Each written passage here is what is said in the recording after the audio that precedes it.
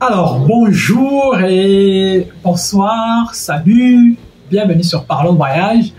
Aujourd'hui, on va aborder un thème qu'on a, je dirais peut-être tendance à négliger, peut-être c'est fait consciemment ou inconsciemment, je ne sais pas trop. Mais aujourd'hui, nous allons parler des bourses d'études. Aujourd'hui, nous allons plus ou moins partager avec vous, selon nous, 3 conseils nécessaires pour obtenir une bourse en 2023. Donc, si tu veux connaître, si tu es intéressé par les thématiques des bourses d'études, si tu es intéressé par la possibilité de voir tes études à l'étranger financées, soit entièrement, soit en partie, alors cette vidéo, elle t'est destinée. Regarde-la jusqu'à la fin parce que le premier conseil que je donnerai sera certainement aussi important que le dernier. Donc, si tu me découvres la première fois, moi c'est Landry, je suis étudiant camerounais et je vis à Cologne en Allemagne. Sur cette chaîne, nous ne parlons que de tout ce qui tourne, de ce qui touche de près ou de loin les personnes qui veulent voyager ou bien les thématiques qui tournent autour du voyage. Donc, voilà.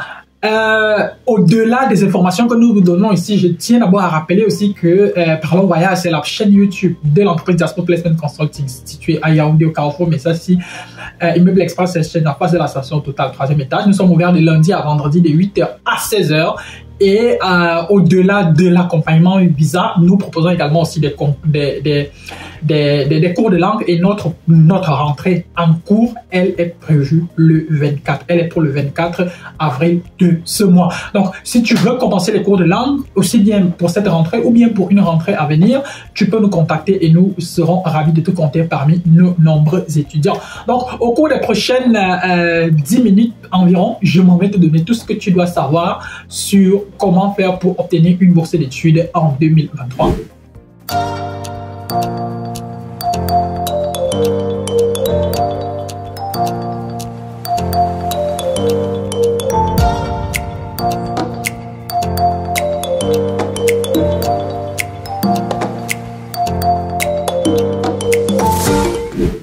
Alors, le premier conseil que je m'en vais donner ici, c'est quoi? C'est que, de par ma petite expérience avec les bourses d'études, il faut être avant-gardiste. Qu'est-ce que j'entends par être avant-gardiste? Être avant-gardiste ici, pour moi, c'est quoi? C'est que la plupart des programmes de bourses d'études, lorsque tu le vois cette année, c'est que certainement, il a été publié l'année d'avant. Et donc, du coup, en fonction de ton profil, il y aura forcément aussi des bourses pour lesquelles tu pourras postuler et d'autres pour lesquelles tu ne pourras pas postuler parce que les bourses ne sont pas gratuites, les bourses ne sont pas innocentes, les bourses ont toujours une idée derrière. Et donc, du coup, les bourses cherchent toujours un profil bien défini des personnes, un profil bien défini. Et si tu cadres, si tu remplis les conditions de ce profil-là, alors cette bourse d'études-là pourra plus ou moins te concerner. Et donc, du coup, si tu vois, par exemple, l'annonce d'une bourse d'études pour cette année, tu te rends compte que ça cadre plus ou moins avec ton profil à toi, alors tu pourrais peut-être donc prendre par exemple la liste des documents exigés dans le cadre de cette bourse d'études-là, chercher maintenant à les rassembler un à un pour pouvoir te préparer pour l'année qui suit. Parce que si tu attends toujours lorsque les annonces de bourse sont publiées, tu risques toujours être en train de courir, et ça risque de jouer ça ne risque de pas jouer à ton avantage. Maintenant, tu vas forcément aussi remarquer que plus tu iras sur les sites internet, sur les plateformes qui proposent des bourses d'études, il y aura forcément des documents qui vont venir de façon récurrente. Et généralement, on va toujours te demander des diplômes avec de très bonnes notes. On va généralement te demander, par exemple, des trucs comme des certificats de langue. On va généralement te demander, par exemple, de prouver, par exemple, que tu es engagé peut-être dans du volontariat, que tu as eu à faire ci ou que tu as eu à faire ça. Tout ça, justement, il faudra, c'est pour ça que je dis qu'il faut être avant-gardiste. C'est-à-dire, un projet de bourse d'études, tu ne te lèves pas un matin et puis tu te lances là-dedans. Un projet qui vise des bourses d'études, tu peux le préparer peut-être 2-3 années à l'avance. C'est-à-dire, c'est vraiment étape par étape. C'est que si, par exemple, toi, tu es inscrit à l'université dans ton pays, je ne sais pas où tu te trouves actuellement, au Cameroun, au Gabon, au Congo, au Burkina, au Sénégal, au Tchad, voilà. Peu importe l'endroit à partir duquel tu te trouves, peu importe l'université dans laquelle tu es inscrit, ton programme, ton projet de bourse d'études, il doit certainement commencer dès la première année quand tu entres à l'université. Dès la première année, tu dois commencer à bosser parce que tu sais que bon, c'est clair que si tu demandes une bourse d'études avec 11 de moyenne et que tu auras face à toi des gars qui ont 14, 15, 13, 17 de moyenne, mon frère, ma soeur, c'est clair que tu risques de voir tes chances réduites parce que de l'autre côté, il y en aura qui vont venir avec du répondant, il y en aura qui vont remplir tout un tas de conditions. Et donc, si toi, tes moyennes sont plus ou moins moyennes, et ça pourra jouer en ta défaveur. Maintenant, je ne suis pas en train de dire que on ne donne les bourses qu'aux personnes avec des notes astronomiques. Non, je ne suis pas en train de le dire.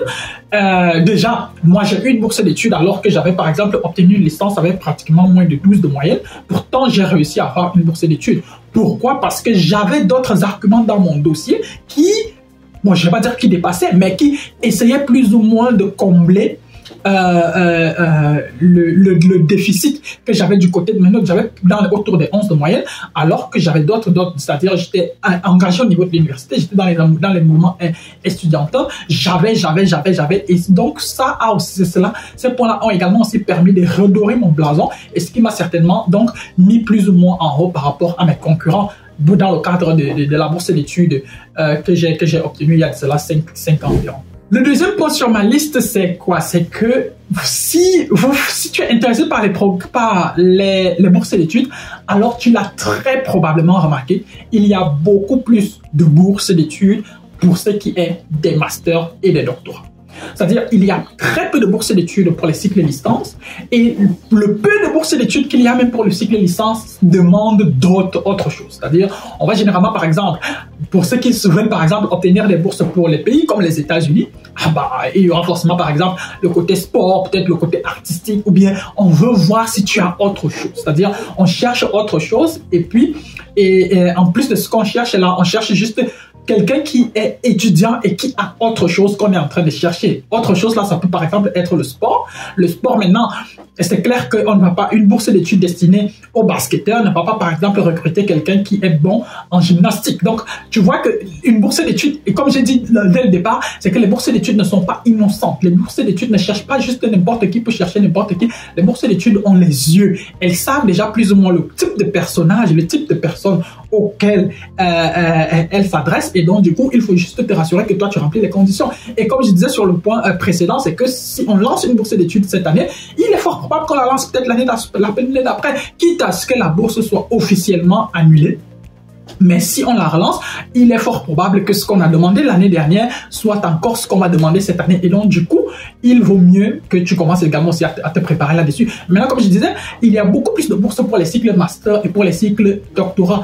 Pourquoi? Parce que le nombre de potentiels postulants là-bas est extrêmement réduit. Et aussi, c'est beaucoup plus précis encore parce qu'en doctorat, c'est clair qu'il y a un projet de recherche sur une thématique bien précise et on va par exemple donner la bourse d'études, une université va par exemple donner la bourse d'études à quelqu'un qui, par exemple, veut peut-être faire des recherches sur les molécules, à quelqu'un, par exemple, qui veut faire des recherches sur les molécules. Tu vas pas, par exemple, venir avec ton master en géographie et dire que toi, tu veux, par exemple, obtenir une bourse d'études qui est destinée aux personnes qui, clairement, veulent, par exemple, rédiger une thèse de doctorat sur un domaine qui a trait peut-être à la chimie ou sur un domaine qui a plus ou moins trait à, je dis quelque chose de banal, à l'anthropologie. Et donc, du coup, les bourses d'études seront forcément thématiques et là maintenant c'est donc aussi à toi de savoir de savoir les chercher. Maintenant ce que tu dois aussi savoir c'est quoi? C'est que les bourses d'études dans la plupart des pays occidentaux sont souvent gérées soit par des organismes privés ou bien par exemple des institutions étatiques. Dans le cas de l'Allemagne, il y aura par exemple le DAD et tout. Forcément, dans une prochaine vidéo au cours des prochains mois, je vais revenir peut-être un peu plus en détail pour vous parler par exemple des offres de bourses d'études spécifiquement en Allemagne sur comment faire pour les choisir et tout, les sites internet, les différentes institutions qui donnent des bourses d'études. Je vais forcément revenir là-dessus, mais bon, c'est pas vraiment l'objet de cette vidéo. Maintenant, pour ce qui est par exemple des cycles doctorats, c'est clair qu'il y a pas mal de programmes, il y a pas mal de programmes de recherche qui sont financés, il y a pas mal d'universités qui ont des projets de financement et ces universités la recherchent juste des profils. Maintenant, parfois, ces annonces ne sont pas toujours publiées publiquement. Moi, par exemple, ce que l'un de mes potes qui a obtenu récemment une bourse d'études en cycle de doctorat m'a fait comprendre, c'est quoi? C'est que tu prends ton projet de recherche et tu l'envoies à des professeurs que tu estimes qu'ils travaillent plus ou moins dans le même domaine de recherche que toi. Si par coup de chance, le projet peut taper à l'une de ces personnes-là, et généralement, si quelqu'un te retient, c'est généralement parfois eux-mêmes qui te disent que bon, je connais par exemple tel programme de financement auquel nous pouvons postuler. Si on postule et que tu obtiens le financement, alors moi, je suis partant de travailler avec toi. Et donc, du coup, comme je dis, il faut avancer avec ces études le plus loin possible, avoir dans le meilleur des cas, les meilleures notes possibles pour pouvoir espérer un jour avoir une bourse d'études. Et si tu veux vraiment obtenir une bourse d'études, il faut que tu aies minimum une licence parce qu'à partir de master, c'est beaucoup plus simple pour toi d'obtenir une bourse d'études à l'étranger. Alors, dernier point sur ma liste, comme je dirais, il faut avoir un plan B. Ne mets pas tous tes œufs dans un même panier, ne jette pas tout ton dévolu sur une seule bourse d'études, sur un seul programme de bourse d'études. Il faut toujours que tu aies un plan B, voire un plan C et un plan D. Ça veut dire, si tu n'as pas encore reçu la lettre d'acceptation officielle, signer le contrat de bourse d'études, ne crie pas victoire. Même si tu sens que tu remplis les conditions, même si par exemple tu es peut-être passé à la première étape de sélection, tu es passé à la deuxième étape de sélection, tant que tu n'as pas signé l'accord final qui t'octroie la bourse d'études, il ne faut jamais crier victoire. Et donc, il faut avoir un plan B. Qu'est-ce que j'entends par avoir un plan B? C'est quoi? C'est que si tu es en pleine discussion avec une institution qui pourrait te financer, alors tu peux également aussi chercher des institutions alternatives. Des institutions ou bien des universités ou bien des programmes qui financent plus ou moins des projets de recherche qui pourraient intéresser qui pourrait plus ou moins être intéressé par ton type de profil à toi. Et comme je dis toujours, c'est clair qu'il y a pas mal de personnes qui ont eu, par exemple, des bourses pour des cycles licence, mais comme je dis toujours, les bourses d'études sont plus ou moins à tête chercheuse. Il y a par exemple des bourses d'études où il faut impérativement que tu sois inscrit dans telle université, dans tel programme pour pouvoir avoir accès à cette bourse d'études-là. Et d'autres qui sont beaucoup plus ouvertes. Il y a par exemple, il y en aura par exemple qui vont vous dire qu'on ne va pas par exemple pas recruter quelqu'un à plus de 35 ans, ou bien nous on ne veut pas quelqu'un à moins de 22 ans, on ne veut pas par exemple quelqu'un, tu vois. Donc, il y a tout ça. Donc, il faut connaître tout ça et à partir de là, maintenant, savoir exactement ce que tu vas faire. Et donc, s'il faut plus ou moins continuer à expliquer ce que je suis en train d'essayer de dire ici, c'est quoi? C'est que même s'il faut avoir un plan B, avoir le plan B maintenant ici, ça montre plus ou moins le niveau d'importance du côté avant-gardiste que j'ai évoqué plus haut. Pourquoi? Parce que si cette année, je suis en train de chercher des bourses d'études, je me rends compte que bon, là, il reste par exemple 2 semaines pour postuler, là-bas, il reste 1 mois pour postuler, et que quel que soit X, je n'arriverai pas à rassembler les documents. C'est simple, je prends cette annonce de bourse d'études, je prends également l'autre. S'il y a une autre annonce de bourse d'études, je la prends. Je prends toutes ces annonces de bourse d'études là, je m'assois, je les étudie, j'analyse point par point. Je commence à regarder un certain nombre de choses. Je vais même sur Internet, je vais sur YouTube. Il y a forcément quelqu'un qui avait publié un truc quelque part. Il y a forcément quelqu'un qui avait dit quelque chose, peut-être dans un groupe Facebook. Ou quel que soit X, quelque part, tu trouveras une information qui pourra plus ou moins t'être utile, qui pourra te donner un avantage stratégique. Et cet avantage stratégique-là, tu pourras l'utiliser pour l'année qui suit. Parce que pour l'année qui suit, si par exemple le programme de bourse d'études ouvre le 25 novembre, par exemple, il peut arriver même que dès le 1er décembre, que toi, tu aies envoyé ton dossier parce que tu as pris pratiquement 6, 7, 8, 10, 12 mois pour préparer ta candidature. Tu l'as minutieusement préparé. S'il faut un projet de recherche, tu es largement avancé là-dessus. S'il faut, par exemple, avoir un accord avec un prof d'université, d'université venant, par exemple, d'un tel pays ou bien de telle université, que tu aies pris le temps de contacter ces potentiels enseignants-là longtemps à l'avance, il y aura forcément quelqu'un qui pourra d'une manière ou d'une autre être intéressé par ce que tu proposes. Et donc, du coup, ça pourra t'aider dans le cadre de ta procédure de bourse d'études. Et comme je dis toujours, il faut être avant-gardiste. Première des choses, tu dois être avant-gardiste. Deuxième des choses, tu dois te préparer longtemps à l'avance. Troisième des choses, il faudra que tu aies un plan B, un plan C, un plan D. J'espère que tu as regardé la vidéo jusqu'à la fin. J'espère que tu as aimé. J'espère que tu as retenu 2-3 choses ça et là.